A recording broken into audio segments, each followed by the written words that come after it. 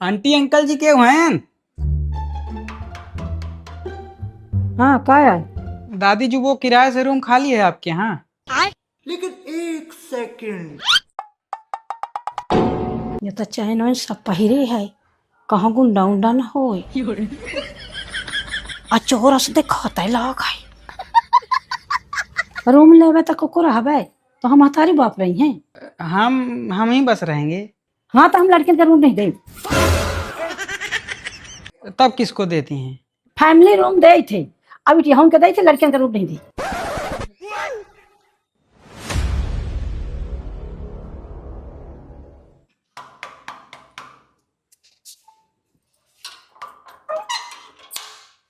क्या यार?